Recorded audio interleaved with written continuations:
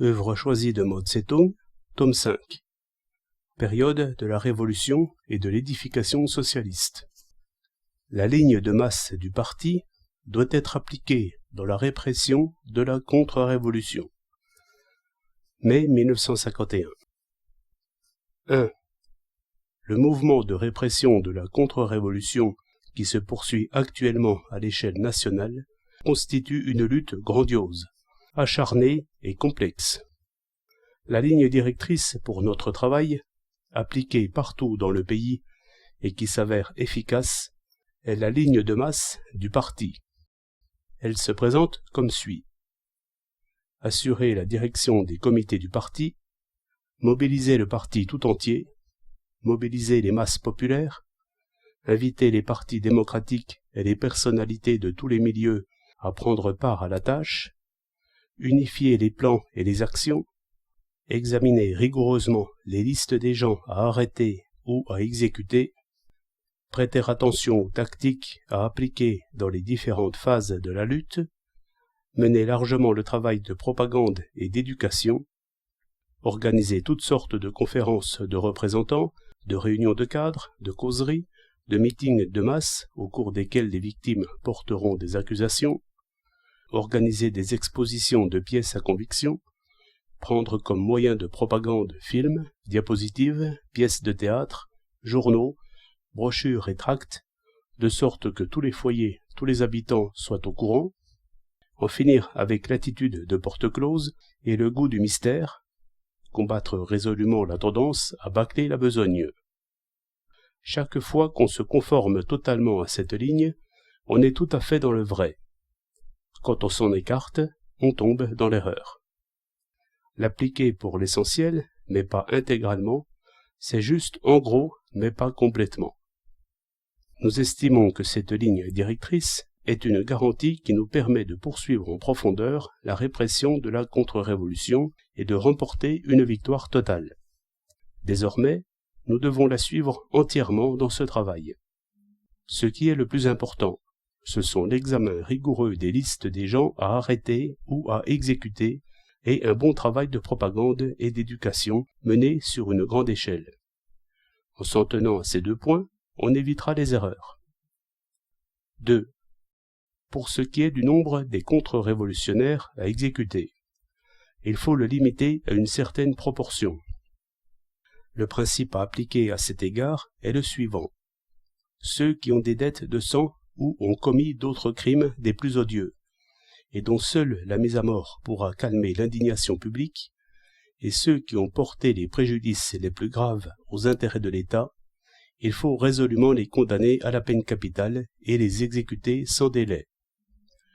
Pour ceux qui n'ont pas de dette de sang et contre qui la colère du peuple n'est pas très grande, et ceux qui ont porté aux intérêts de l'État une atteinte assez grave, mais non pas d'une extrême gravité, et qui sont quand même passibles de la peine de mort, la politique à adopter à leur égard consiste à leur imposer la condamnation à mort avec sursis de 2 ans et travail forcé en vue d'observation.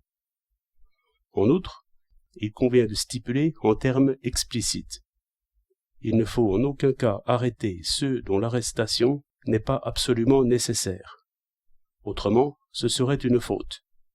Il ne faut en aucun cas exécuter ceux dont l'exécution n'est pas absolument nécessaire. Autrement, ce serait une faute. 3.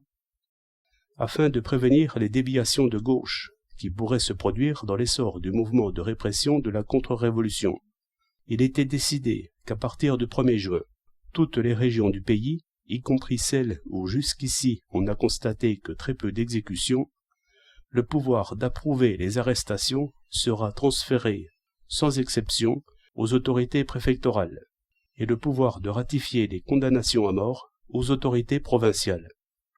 Quant aux endroits éloignés du chef-lieu de province, des mandataires provinciaux seront envoyés pour trancher les cas qui s'y présentent. Aucun organe local ne pourra demander de modifier cette décision. 4. Il faut dès à présent procéder à un dépistage systématique des contre-révolutionnaires qui se sont infiltrés dans la couche intermédiaire et la couche interne.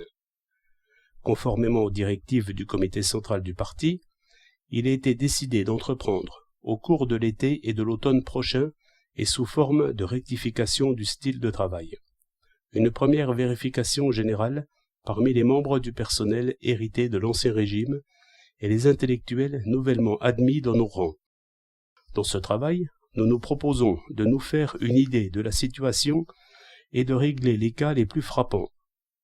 La méthode à employer sera d'étudier les documents concernant la répression de la contre-révolution. Puis, on appellera ceux des catégories susmentionnées dont le passé présente des points obscurs, et non pas tous, à faire honnêtement, sincèrement, un compte-rendu détaillé de leurs antécédents en révélant ce qu'ils ont tenu secret.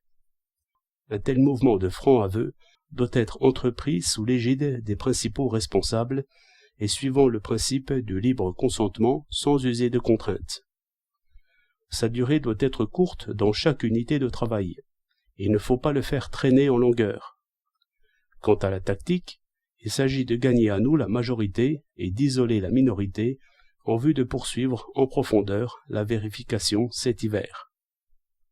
Celle-ci doit s'effectuer en tout premier lieu dans les organismes dirigeants supérieurs, les services de la sécurité publique et d'autres départements clés, afin qu'on puisse acquérir de l'expérience et la populariser ensuite.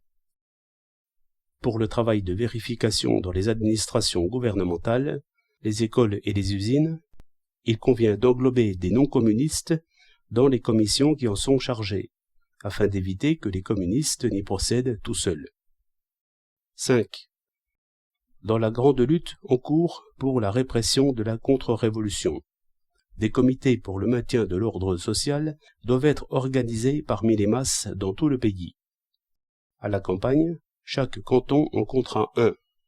Dans les villes, les organismes, les écoles, les usines et les quartiers auront les leurs. Ces comités seront élus par le peuple. Composés chacun de 3 à 11 membres, ils doivent englober des patriotes non communistes dignes de confiance, afin de devenir des organisations de front unis pour le maintien de l'ordre social. Placés sous la direction des administrations gouvernementales et des services de la sécurité publique à l'échelon de base, ils assumeront la tâche d'assister le gouvernement populaire dans l'élimination des contre-révolutionnaires, la lutte contre les traîtres et espions, la défense du pays et la sauvegarde de la sécurité publique. L'établissement de ces comités doit s'effectuer sous une bonne direction, à la campagne après l'accomplissement de la réforme agraire et en ville après le déclenchement de la répression de la contre-révolution, de sorte que les mauvais éléments n'aient pas la possibilité de s'y insinuer.